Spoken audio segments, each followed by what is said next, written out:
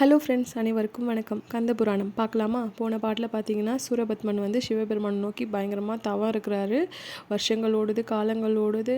அப்புறம் சிவபெருமான் காட்சி கொடுக்கல. உடனே இவர் என்ன பண்ணுறாரு, ஒரு தீயை மூட்டி என்னுடைய உடல் பாகத்தையே உனக்கு சமர்ப்பிக்கிறேன், அப்படியாச்சும் எனக்கு காட்சி கொடு, என்னையே உனக்கு அர்ப்பணிக்கிறேன் அப்படின்னு சொல்லிட்டு அவருடைய உடம்பை ஒரு ஒரு கை காலாக வெட்டி வெட்டி போடுறாரு. அதை பார்த்து அவருடைய தவத்தில் மெச்சி சிவபெருமான் வந்து காட்சி கொடுக்குறாரு. உடனே அவருடைய கை கால்லாம் துண்டிக்கப்பட்ட கை கால் எல்லாமே அவர் உடம்புலே போய் சேர்ந்தது. உடனே சிவபெருமான் கேட்குறாரு, உனக்கு என்ன வரம் வேணும் சொல்லு அப்படின்னு சொல்லிட்டு. இவர் உடனே எனக்கு சாகா வரம் வேணும் அப்படின்னு சொல்கிறாரு. இந்த உலகத்தில் பிறந்தவங்க எல்லாரும் ஒரு நாள் பிறப்புன்னு இருந்தால் இறப்புன்னு ஒன்று இருக்க தான் செய்யும். சாகா வரலாம் கிடைக்காது, வேறு எதனா வரம் கேளு அப்படின்னு சொல்கிறாரு. இப்போ வந்து சிவனும் சக்தியும் பிரிஞ்சிருக்காங்க. அதனால் நம்ம அதை வச்சே கேட்கலாம்.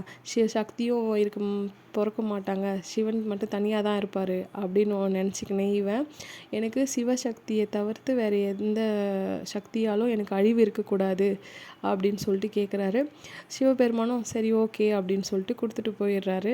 உடனே இவனுக்கு அந்த வரத்துனால தலகணம் பெருசாகிடுது. இந்த ரெசிபி வேணும்னா கமெண்ட்டில் சொல்லுங்கள், கண்டிப்பாக நெக்ஸ்ட் வீடியோவில் சொல்கிறேன்.